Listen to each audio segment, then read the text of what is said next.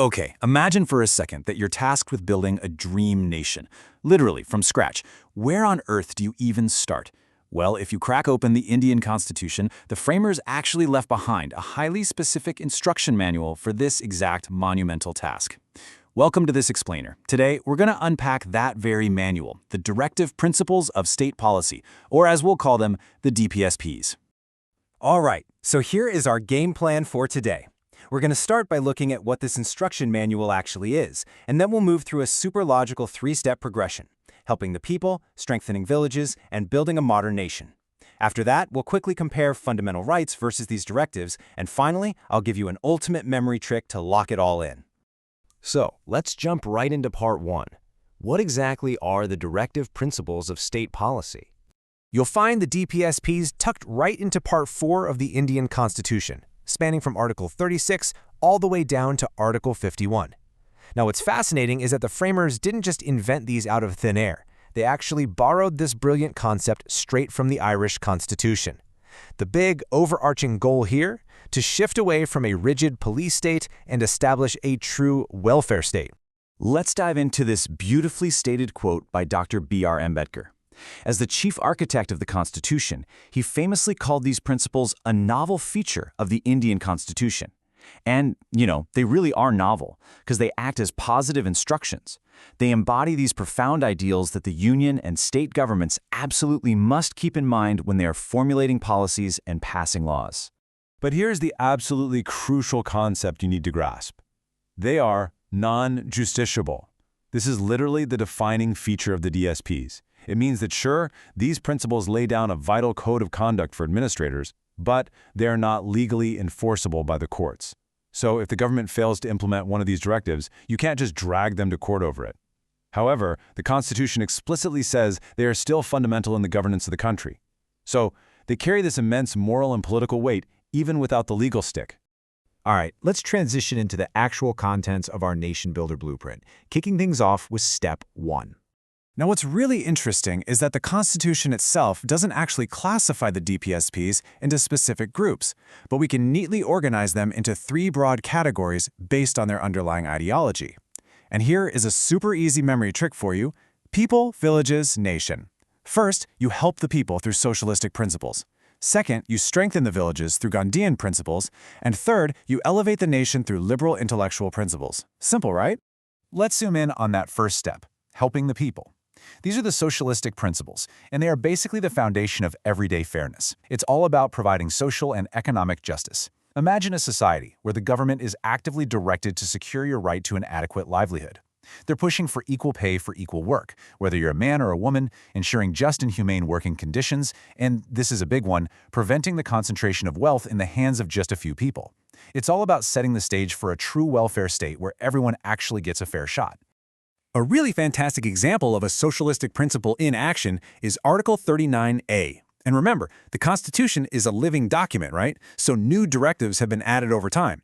Back in 1976, the 42nd Amendment Act, which was so massive it's often called the mini-constitution, added this specific article. Its entire goal is to promote equal justice and provide free legal aid to the poor, making absolutely sure that justice is accessible to everyone, not just the wealthy. So, having helped the individuals, let's move to Step 2 and see how this builds into strengthening the villages. Once you've secured those basic rights and equality for the people, the next logical step, especially in India's context, is rural development. This second category is based entirely on Mahatma Gandhi's ideology.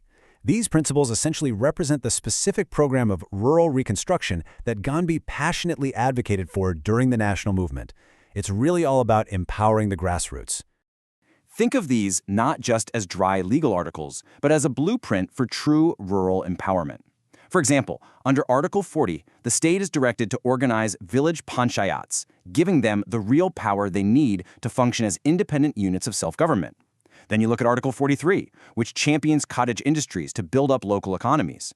Beyond that, there are strong directives to fiercely protect the educational and economic interests of the weaker sections of society, and even a directive to prohibit the consumption of intoxicating drinks and drugs that harm public health. It's this whole complete vision for thriving, self-sufficient communities. All right, having empowered the people and the local villages, we finally arrive at Step 3, elevating the modern nation. These are known as the liberal intellectual principles. Their goal is to place India squarely on the global stage as a modern, progressive nation. These directives push for good governance and a highly modern society. We're talking about striving for a uniform civil code for all citizens under Article 44, providing early childhood care and education, and protecting the environment and wildlife, which, by the way, was another crucial addition from the 42nd Amendment. And finally, you have Article 51, directing the state to actively promote international peace and security. Now that we've seen this entire blueprint, we really need to address a super common area of confusion. Let's break down the critical differences between fundamental rights and these directive principles. And this brilliantly illustrates exactly what we need to know. Think of fundamental rights as mostly negative in nature. They prohibit the state from doing certain things to you, like they can't take away your freedom of speech. DPSPs, on the flip side, are positive.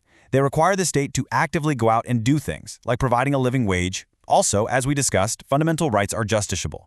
They carry strict legal sanctions, and you absolutely can go to court if they are violated. DPSBs are non-justiciable. They rely on moral and political pressure instead. Ultimately, fundamental rights establish political democracy, while the DPSPs are striving to establish social and economic democracy. Okay, let's bring all of this incredibly valuable information together with that memory trick I promised you. Here is your ultimate cheat sheet to lock in everything we've covered today. The DPSPs are found in Part 4 of the Constitution, Articles 36 to 51.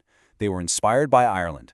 Their most defining feature? They are non-justiciable, meaning they cannot be enforced by courts. And for the categories, just think about building that nation from the ground up. Step 1, help the people with socialistic principles. Step 2, strengthen the villages with Gandhian principles. And Step 3, elevate the nation with liberal intellectual principles. Now, to be totally fair, despite their incredibly noble goals, the DPSPs have definitely faced some heavy scrutiny over the years. Because they lack that strict legal force, some historical figures were highly skeptical of their actual real-world impact. The scholar Nasiruddin famously criticized them as being, quote, no better than New Year's resolutions, which are broken on the 2nd of January. Ouch, right? Similarly, Sir Ivor Jennings referred to them as mere pious aspirations. The critics basically argue that without the actual threat of a court order, governments might just conveniently ignore them.